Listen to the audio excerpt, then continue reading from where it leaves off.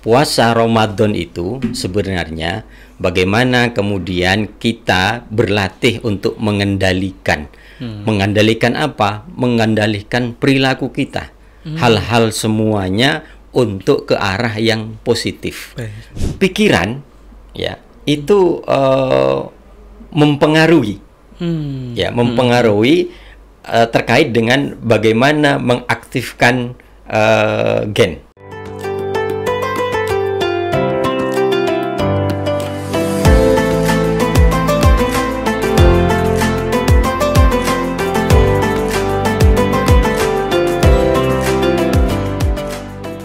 Assalamualaikum warahmatullahi wabarakatuh. Hai sahabat Maliki, dimanapun kalian berada. Tidak terasa ya, saat ini kita sudah berada di 10 hari terakhir di bulan suci Ramadan 1446 Hijriah. Semoga di sisa-sisa waktu terakhir di bulan Ramadan ini kita masih diberikan kemudahan dan kelancaran dalam segala aktivitas, dan lebih banyak untuk meningkatkan ibadah di bulan Ramadan. Senang sekali saya Rehan Mijit Asyabani sebagai host pada episode hari ini.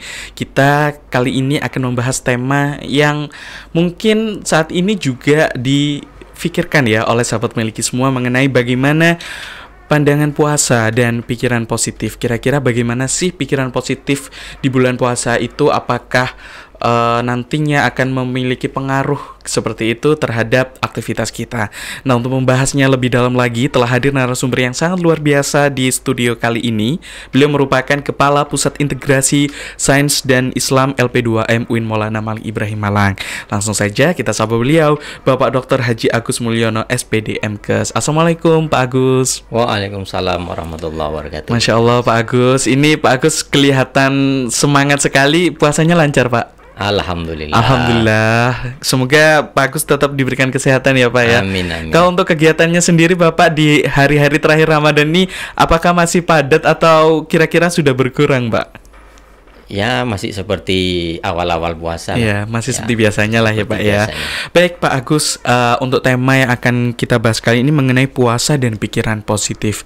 Kira-kira bagaimana sih Pak pikiran positif menurut Pak Agus untuk realisasikan di bulan Ramadan ini? Silakan Pak Agus. Oke.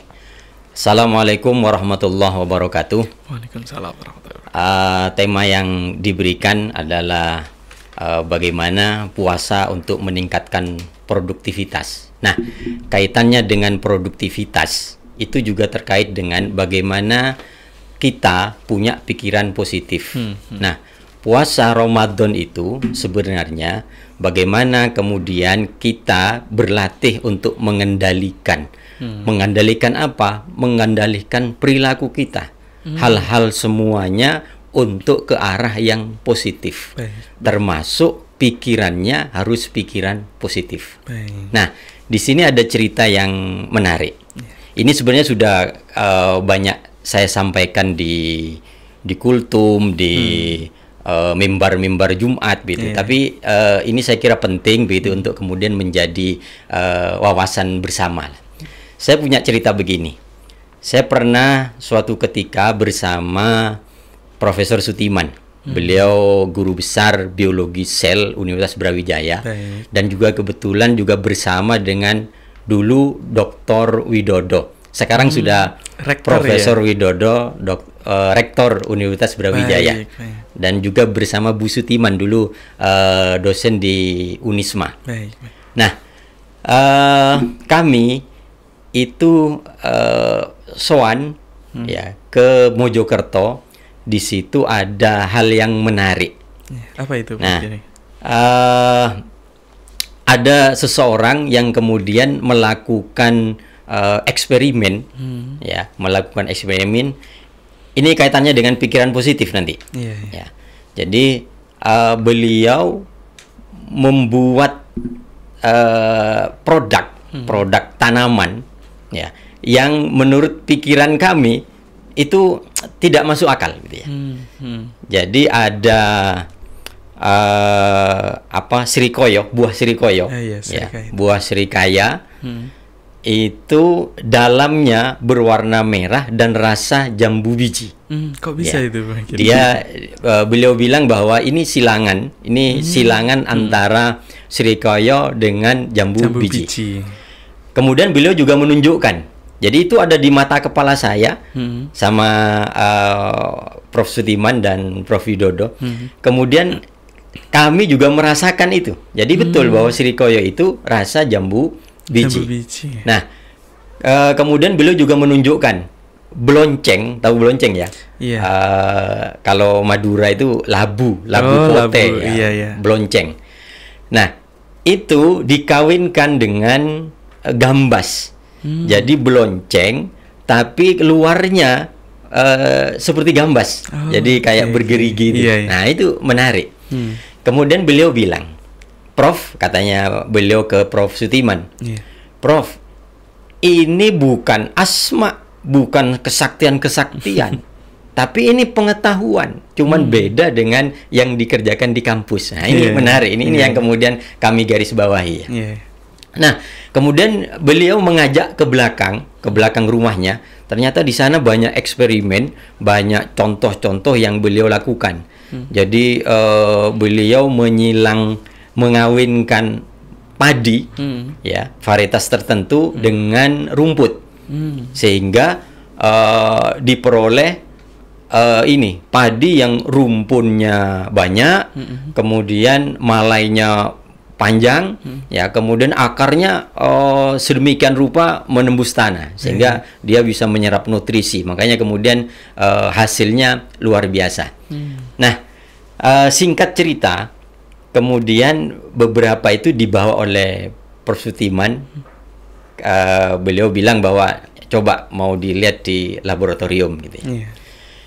Singkat cerita, kemudian seminggu berikutnya saya ketemu Prof Sutiman, kemudian beliau bilang begini, ternyata itu bukan rekayasa genetik, tetapi beliau punya cara metode mengaktifkan gen yang tidak aktif. Oke. Ya, mengaktifkan gen yang tidak aktif. Nah, cerita ini saya cukupkan sekian.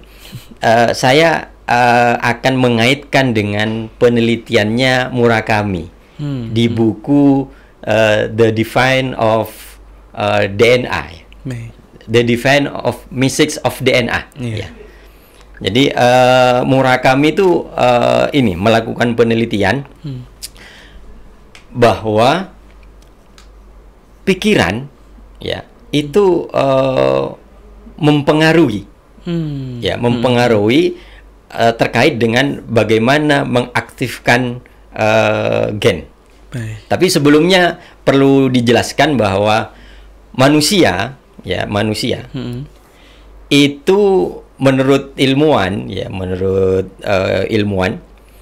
itu kira-kira punya 60 triliun sel. Wow. Ya, 60 triliun sel. Baik. Nah, setiap sel kira-kira mempunyai 3 miliar kode genetik.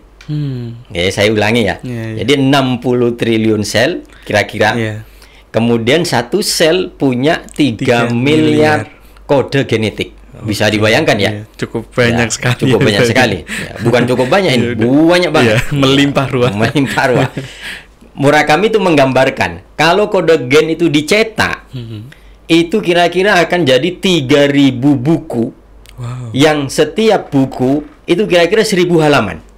Wah, bayangkan gitu ya. Nah, itu kalau dicetak sedemikian rupa ya. Nah, menurut beliau, ya, menurut di buku itu, ternyata dari banyaknya gen itu, ya, banyaknya kode genetik itu yang aktif hanya 5-10% yang aktif. Jadi kira-kira 90%-nya tidak aktif. Iya, iya. Ya, istilahnya dorman, tidur. Makanya dia kemudian nawarkan konsep nyala, mati, ya, mati, nyala, dan seterusnya. Artinya bahwa itu bisa diaktifkan dan juga bisa dorman. Ya. Jadi, nah, dalam buku itu pikiran, ya, dalam penelitiannya ternyata pikiran itu salah satunya yang bisa mengaktifkan gen yang dorman. Nah, kembali ke tema tadi. Jadi pikiran positif itu akan mengaktifkan gen-gen yang positif. Ya. Sehingga nanti kalau seseorang itu berpikir positif, maka yang aktif itu yang positif-positif. Baik. Nah, yang negatif itu akan tidur. Oke. Gitu ya. Nah, sebaliknya, jika kemudian pikirannya negatif, maka dia akan mengaktifkan gen-gen yang memang condong ke arah yang negatif. Yang positif justru dorman. Nah, ini menjadi penting begitu. Nah, kenapa kemudian ada Ramadan? Kita berpuasa dilatih untuk berpikiran positif agar memang la'allakum tattaqun. Ya, la'allakum tattaqun. Makanya 30 dilatih untuk mengendalikan, termasuk mengendalikan pikiran. Nah, kalau 30 hari sudah dibiasakan dengan pikiran positif, maka selanjutnya gen-gen yang positif ini yang akan aktif. Sehingga setelah Ramadan diharapkan sudah terlatih dan sudah menjadi berperilaku yang lebih positif. Baik. Ya, jadi menarik ini bukunya Murakami itu dan penelitian-penelitian Murakami. Nah, saya juga ingin mengaitkan dengan fisika karena saya ngajarnya di fisika. Ini kaitannya dengan di fenomena di fisika kuantum. Ya, masih berhubungan dengan pikiran-pikiran positif. Sebelum ke situ ya. Jadi dalam hadis itu kan begini. Ana in the dhonni abdi bi. Kata Tuhan, aku kata Tuhan, tergantung prasangka hambaku kepadaku. Ya. Jadi aku tergantung prasangka hambaku terhadapku. Kalau prasangkanya baik, ya, in dhonna khairan falahu. Ya. Wa in dhonna syarron falahu. Jadi kalau prasangkanya baik, maka dapatlah hal-hal yang baik. Kalau prasangkanya buruk, maka dapat yang buruk. Nah, sudah jelas ya, sudah jelas. Nah, kalau dalam fisika kuantum begini, di fisika kuantum itu ada eksperimen yang menarik, namanya double slit eksperimen. Jadi percobaan celah ganda. Jadi ini kaitannya dengan dualisme cahaya, dualisme partikel gelombang. Jadi ketika cahaya melewati celah ganda, ya, itu menunjukkan bahwa bisa berperilaku sebagai partikel, kemudian juga bisa berperilaku sebagai gelombang.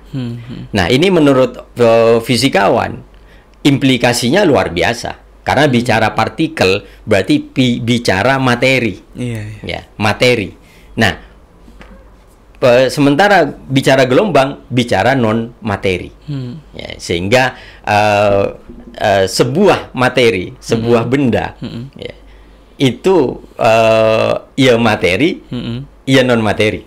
Jadi seolah-olah ini bicara tentang fisik dan non fisik, jasad dan ruh, gitu ya, jasad dan ruh.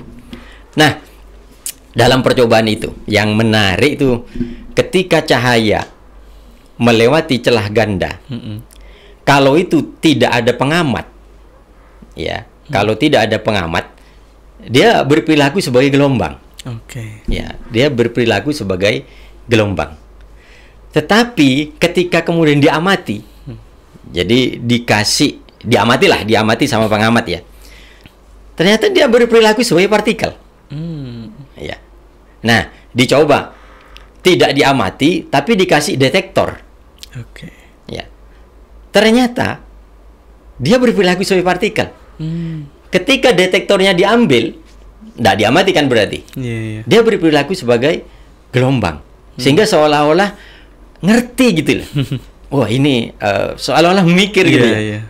Ada yang mengamati. Nah, jadi kemudian kalau kita kaitkan, jadi bahwa di dunia kuantum itu tidak deterministik, tetapi probabilistik. Nah, karena probabilistik inilah maka pikiran, jadi kalau diarahkan ke tadi ke pikiran positif, pikiran itu mempengaruhi realitas. Karena probabilistik, tidak deterministik. Nah, pikiran baik akan kemudian menghasilkan realitas yang baik. Makanya kemudian perlunya melatih, ya, berlatih untuk selalu berpikir hal-hal yang positif. Karena berpikiran positif itu terkait dengan bagaimana kita tidak putus dengan rahmat Allah. Kalau dalam Al-Quran, wala tayasu mir rauhillah, ya, janganlah kamu putus dari rahmat Allah. Jadi selalulah berpikir positif. Nah, kalau kita dalam hidup sehari-hari itu kan kebanyakan kita sering punya pikiran-pikiran negatif. Katakanlah mahasiswa ya. Waduh, susah bikin skripsi. Nah, kalau pikiran itu yang terus ya menghantui pikirannya, yang itu terus hadir di dalam pikirannya, maka dia akan ya tambah mendapatkan kesulitan. Makanya kemudian dilatih untuk selalu optimis, untuk positif, bahwa oh ini mudah, kalau saya belajar insya Allah akan mudah, maka dia akan terus mudah dalam mengerjakan skripsi. Kalau di rumah tangga misalnya, waduh jangan-jangan nggak bisa ini nyaur utang, kan ya, lama ini nanti lunasnya utang. Nah, ini kalau terus-terusan, ya maka dia akan mendapatkan hal-hal yang seperti itu. Dia akan dapat yang ya susah nyaur utang. Tapi kalau kemudian insya Allah bisalah untuk nyaur utang, cepat untuk melunasi. Ya. Itu yang kemudian dikembangkan. Jadi kalau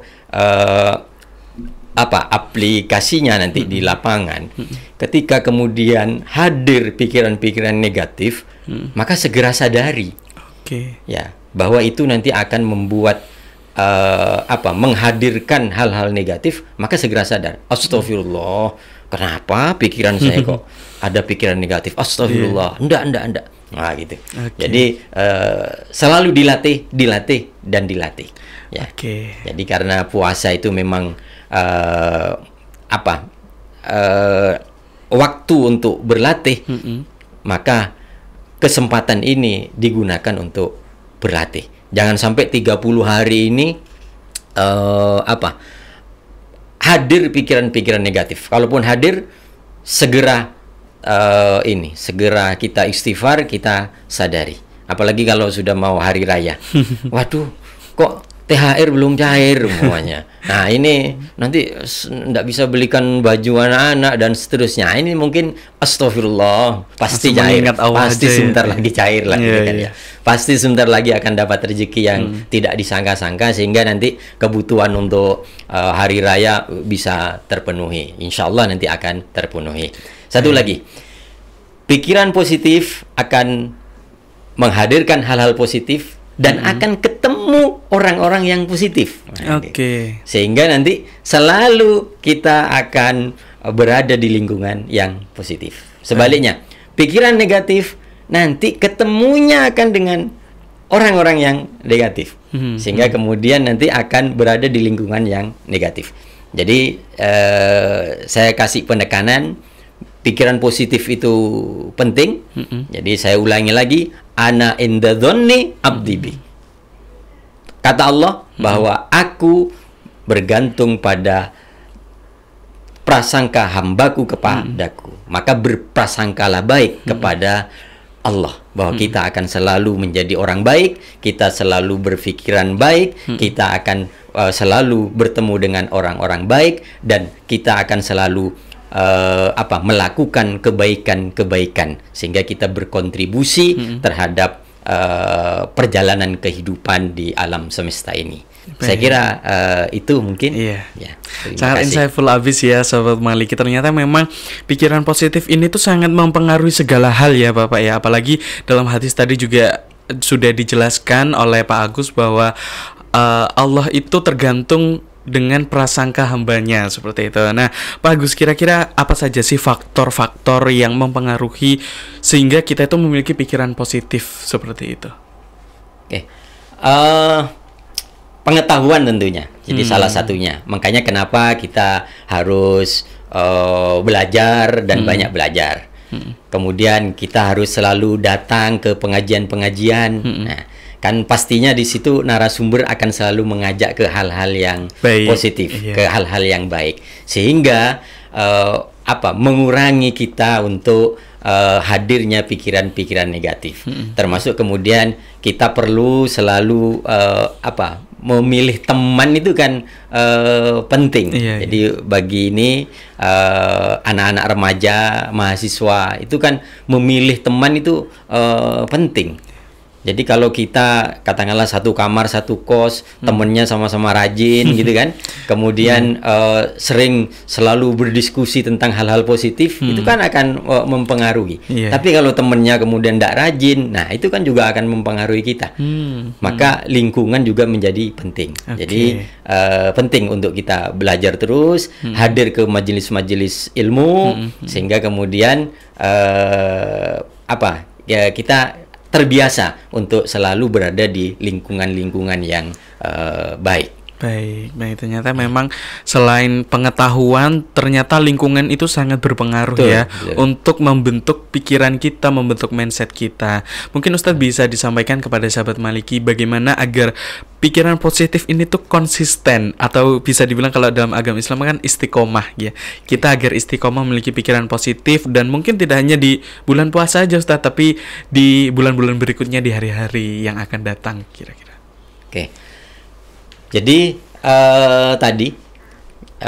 ketika kita sadar bahwa pikiran positif mempengaruhi banyak hal, maka kesadaran ini yang kemudian ditumbuhkan. Nah, memang tidak mudah, perlu latihan. Tapi ketika kita sudah sadar bahwa ini menjadi hal yang penting dan menjadi hal yang benar-benar berpengaruh, maka segera sadari agar istiqomah. Muncul sedikit saja astagfirullah, muncul sedikit astagfirullah, ya. Jadi agar kemudian kita selalu istiqomah. Jadi jalan kemudian terlintas pikiran-pikiran negatif, langsung saja astagfirullah, kenapa kok ada pikiran negatif? Ndak lah gitu. Ya cuman kalau di jalan ya jangan begitu gitu ya. Nanti pas jalan lagi pikirannya lagi negatif terus astagfirullah, ndak. Positif, bukan negatif. Nah, nanti dianggap orang gila gitu ya. Jadi saya kira itu tips ya. Termasuk saya juga perlu masih melatih diri karena memang apalagi sebagai orang tua ya. Kadang saya punya anak remaja, ketika kemudian pergi berkendara naik sepeda motor, kadang kan kemudian timbul yang namanya orang tua ya. Aduh, jangan-jangan ngebut terus gimana. Nah, itu segera astagfirullah, insyaallah Allah akan melindungi, insyaallah selamat nanti sampai kembali ke rumah, gitu. Jadi saya kira sama saja. Kadang pikiran-pikiran negatif itu datang ke semua orang. Tapi kalau nanti dilatih terus-menerus, insya Allah akan terbiasa untuk berpikir positif. Oke, berarti yang paling utama memang harus selalu mengingat Allah ya Ustadz ya, dimanapun kita berada. Apalagi mungkin ketika pikiran negatif tadi itu selalu kita langsung mengingat Allah dengan cara beristighfar. Terakhir Ustadz, sebelum akhiri episode pada hari ini, mungkin bisa disampaikan kepada sahabat Maliki Ustadz pesan ataupun nasihat terkait bagaimana pikiran positif ini semoga nanti tetap ada dalam diri kita, seperti itu. Kepada semua sahabat Maliki, mari kita di bulan Ramadan ini betul-betul dioptimalkan untuk berlatih. Ya, kita berzikir, kita baca Quran, kemudian sholat tarawih. Nah, itu salah satunya dalam rangka agar kita selalu mengingat Allah. Nah, bahwa Allah itu Maha Pencipta, Maha Pemurah, Rahman Rahim, ya. Nah, disitulah bahwa Allah selalu memberikan banyak anugerah kepada umatnya. Nah, oleh karenanya kita selalu yakin bahwa Allah akan memberikan hal-hal yang baik. Kalau itu pun kelihatan tidak baik, itu hanya mata kita yang melihatnya. Tapi dalam perspektif Allah, itu semua adalah hal-hal yang baik. Oleh karenanya pikiran kita harus selalu positif. Oke. Apalagi terkait dengan teori tadi bahwa yang positif itu akan membawa kita untuk selalu mendapatkan hal-hal yang positif. Marilah kita terus berlatih untuk berpikir positif sehingga kita menemukan hal-hal yang positif, kita akan bertemu dengan orang-orang yang positif dan seterusnya kita akan menjadi orang yang positif. Dan selanjutnya la'allakum tattaqun, yang dimaksud tujuan dalam puasa itu akan bisa tercipta kita menjadi orang-orang yang bertakwa. Baik, Saya kira itu. Baik, luar biasa sekali ya Sobat Maliki. Semoga apa yang sudah disampaikan oleh Bapak Dr. Haji Agus Mulyono SPDM Kestadi dapat kita implementasikan dalam kehidupan sehari-hari, dan semoga kita terus memiliki pikiran positif sehingga kita mendapatkan hal-hal yang positif.